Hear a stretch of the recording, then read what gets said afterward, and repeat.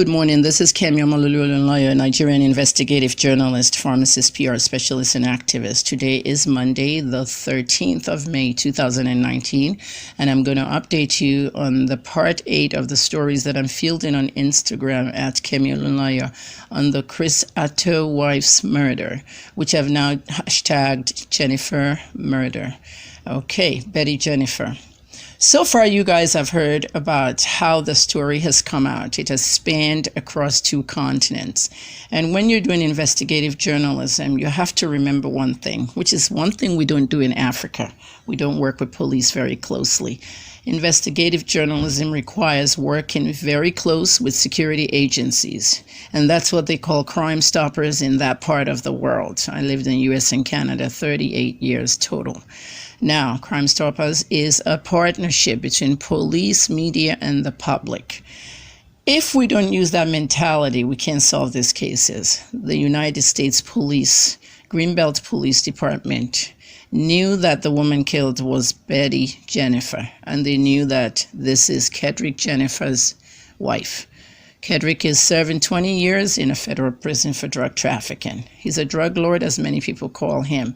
His wife was out there. Several people went to prison with her husband, serving 10 to 12 years, her husband serving 20. Now, nobody knew on that side of the world that she was also married to someone in our side, a top actor in Ghana. And she had a wedding, a beautiful private wedding. And we have footage of this wedding. How can a woman marry 2 men at the same time? What made her do it? The latest I have right now is coming from the Immigration Department. As always, as a journalist, you have to protect the source. Okay, you guys know I've been arrested 3 times on the same case, and it was at the end withdrawn. You cannot reveal the source, okay? And you must protect the source. And you yourself listening here could be a source. Calling me, telling me, inboxing me, telling me, Kemi, don't mention my name. I saw this murder. I saw this, I saw that. That's why I have to protect you as well as any other sources. Now, this morning right now, it's about 12:45 p.m. in Nigeria, local time, same time in Ghana. What I'm getting now is a source from the INS. That's what we used to call it. It's now it's now called United States Citizen and Immigration Services, USCIS. The source told me that during their immigration interview, it was revealed that Mrs. Jennifer, that's Betty, who's also Mrs. Attoh, Chris's wife, when she applied for permanent residence for Chris, I mean, some of you here in Nigeria are saying she married her for the green card or blah, blah, blah, but you got to apply for permanent residence. If you apply for permanent residence in the marriage category, you must go for an interview half the time. And they asked her in the question, is she ever been married? Okay, and she denied it. My source tells me the answer was a no on the question. And her name rang a bell. Her name signified a red flag, Jennifer. Okay, you guys know we have Jennifer's Diary, the sitcom. It's the same spelling, Jenifa.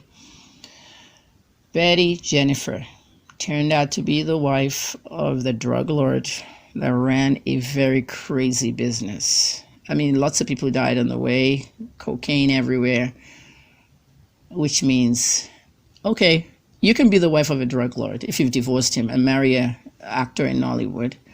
Okay, nothing wrong with that. But when immigration officials now see a red flag saying that you haven't even divorced that drug lord, there's a problem there. So that is the next tip that I'm going to put out for you. It was at that time that Chris Attoh allegedly found out that his wife was married before and still married to someone, and the drug lord for that matter. That's the time where he now removed all her pictures. And I can bet you that's why he removed all the pictures. And when he removed all the pictures, it signified an alert on our end. Okay, in this continent, a lot of us are glued to the Nollywood stars. And when you see them removing things from their Instagram, you know automatically something is wrong with the marriage. People notice that. Nigerians, Ghanaians, Africans, Nollywood stars. It was then he removed all the pictures. Now, there are questions out there that did Chris remove those pictures because he was threatened?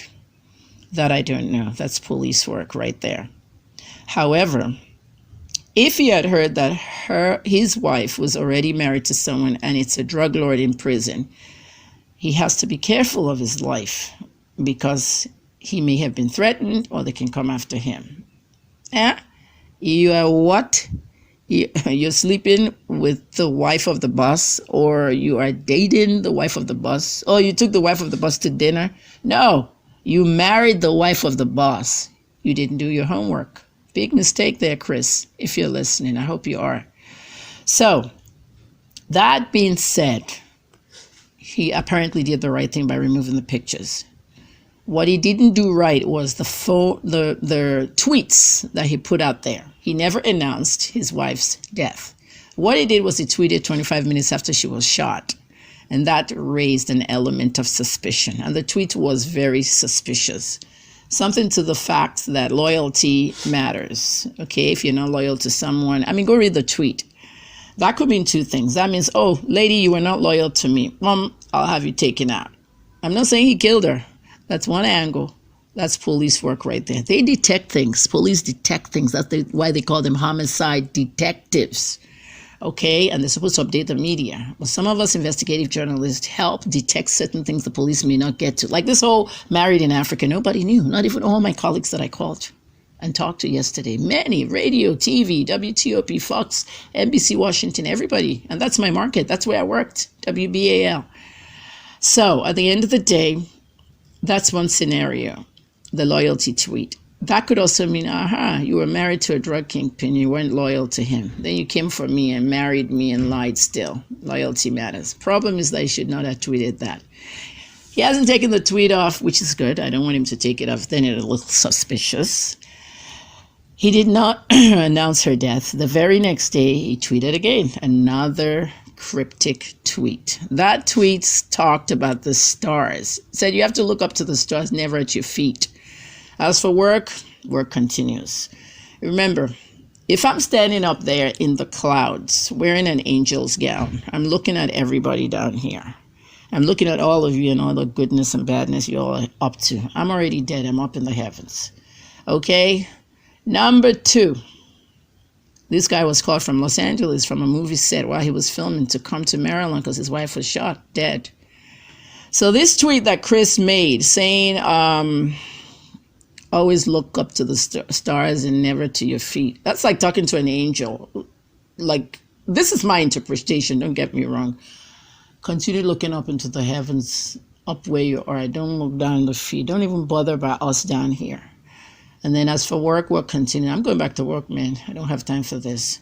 So that can raise an element of suspicion that maybe Chris was behind it. But like I said, I'm not saying he killed her. These are speculations and these are police work that has to be very good. Trust me, the police are listening to my podcast and so is every media outlet there. Okay? But when my investigation got deeper, Chris's publicist had to release a statement saying that his wife, Betty Jennifer, had been killed. He's in bereavement and he's mourning privately with his family and he does not want to be disturbed by anyone or any media or any press conferences or statements or anything. Okay, that came 48 hours after a wife's murder. Not good. They'd seen Kemi Olunloyo's investigation. Guys, I will continue investigating the story until they catch the killer, if they ever do. I have murders that were committed 10 years ago. Adrian Johnston, we still don't know who killed him. Travis and Remy, Canada. These are Toronto, Canada murders. They still don't know. The parents just did the anniversary on May 1st and May 11th. So we may never know who killed this woman, and the motive might be also hard. But on the divorce side of things, okay, the divorce filing, she did not file for divorce. Okay, Kedrick filed for divorce on April 9th from prison. Filed from divorce from her. She now filed a counter divorce to save the marriage. Why would this woman want to save a marriage? Because of money. Money this guy has. Some of the money's still out there from the drug dealing. She didn't want to lose it. She wanted to eat from both sides. Imagine her counter-divorcing her husband, and she's married to an African actor. Very sad, but we'll find out who's in charge and who's in charge, who killed or who was behind it. Kemi Olunloyo, thanks for listening. May 13th, 2019.